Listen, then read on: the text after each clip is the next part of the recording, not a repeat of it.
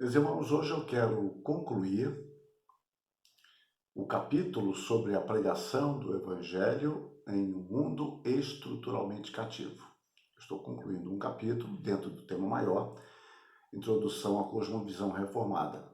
E nós começamos as nossas considerações finais dizendo que a pregação do Evangelho, o anúncio do Evangelho, é um privilégio e uma responsabilidade. Por isso intitulamos Considerações Finais, Nosso Privilégio e Responsabilidade.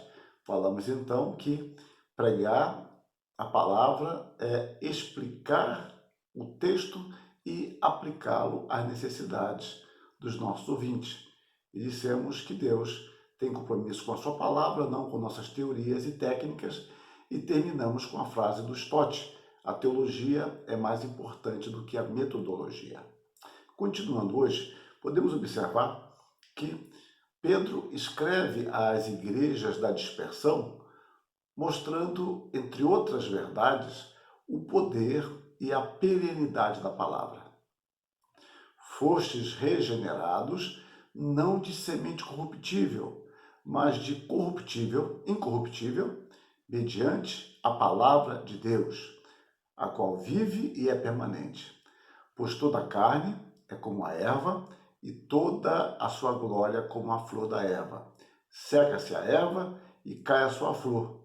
A palavra do Senhor, porém, permanece eternamente. Ora, esta é a palavra que vos foi evangelizada. Ele diz que aqueles irmãos foram gerados de novo mediante uma semente, que é a palavra de Deus, que é uma palavra que não se corrompe, não se deteriora. E mais abaixo ele fala da palavra do Senhor que permanece para sempre. Evangelizar significa pregar a palavra de Deus, não as nossas opiniões, insistimos nisso. As nossas preferências, porque temos preferências, gostamos de determinados temas, simplesmente, não podemos ficar cativos dele. Nós não podemos adulterar a palavra de Deus, como diz Paulo em 2 Coríntios 4:2. A evangelização consiste na exposição da palavra de Deus e na sua aplicação às necessidades ontológicas e contemporâneas de nossos ouvintes. Deixa eu tentar explicar o que eu quero dizer com isso. Por que eu falo de necessidades ontológicas? É porque, às vezes, temos a impressão equivocada de que o Evangelho hoje deve ser anunciado diferente, como um conteúdo diferente, porque o mundo é diferente, com problemas diferentes, etc, etc. Essa é uma baboseira enorme, porque as necessidades que eu tenho chamado aqui de ontológica, elas são necessidades de todos os homens em todos os tempos. Tanto os homens no tempo de Abraão, como os homens no tempo da Reforma, como no século XIX e como em nosso século, eles precisam do arrependimento sincero e a fé em Jesus Cristo. Em todos os tempos, a mensagem sempre envolverá arrependimento. Não há evangelho sem arrependimento e fé. Então isso eu chamo de necessidades ontológicas. Nós direcionamos a mensagem a isso. Mas eu digo necessidades ontológicas e contemporâneas de nossos ouvintes. Agora, nós sabemos que essas necessidades ontológicas, que o pecado que domina o homem sem Cristo, porque quem comete pecado é escravo do pecado, assume configurações diferentes. O pecado é o mesmo. Eu costumo dizer que o homem não consegue criar um pecado novo. Ele apenas se manifesta de forma diferente, de forma mais sutil. E é isso que eu chamo de necessidades contemporâneas. Entender problemas da nossa época, que talvez alguns desses problemas nós mesmos na mocidade não enfrentávamos, nossos pais também, menos ainda, nossos avós nem sabiam o que era isso. E os nossos netos e bisnetos talvez não conheçam alguns dos problemas nossos de hoje, mas terão outros à frente. Os problemas que, na realidade, são os mesmos ontologicamente, mas as configurações são diferentes, porque nós vivemos em sociedades diferentes, com desafios diferentes, e cada desafio novo traz os seus próprios apelos e riscos. Por isso que somente pela palavra de Deus, que permanece em nós, poderemos vencer o maligno. A palavra de Paulo era a mesma, de Pedro era a mesma. A palavra que ele ensinou, que não se corrompia e permanecia.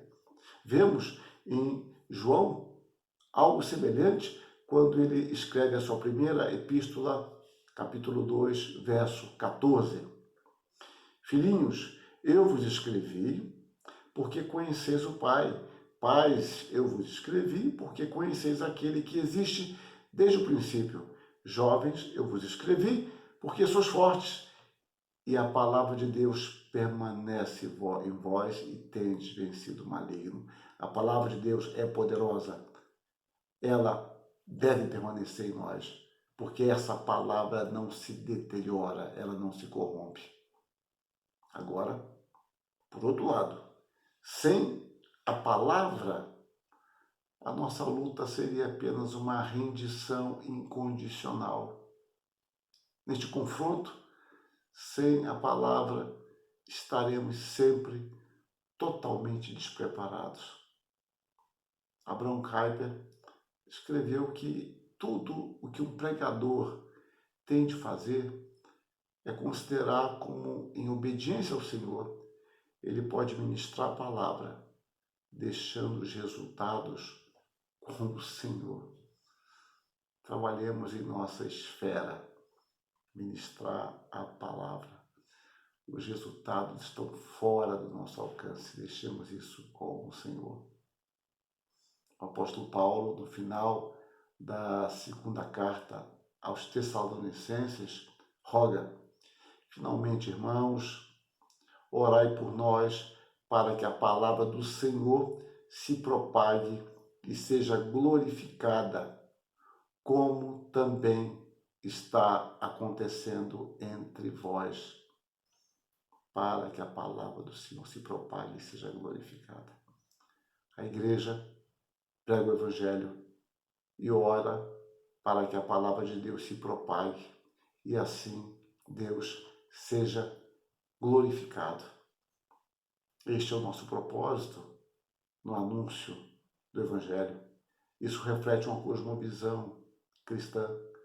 O Evangelho é anunciado para que Deus seja glorificado por meio daqueles que crerem e também por meio daqueles que não crerem, revelando assim também a glória da sua justiça. João Calvino escreveu: há uma regra prescrita para todos os servos de Deus. Não tragam suas próprias invenções, mas simplesmente entreguem como que de mão a mão o que receberam de Deus. De mão a mão o que receberam de Deus. Se assim fizermos, com graça e humildade, Deus será glorificado. E Deus é glorificado quando o seu Evangelho é pregado com intensidade, com vivacidade, com integridade e fidelidade.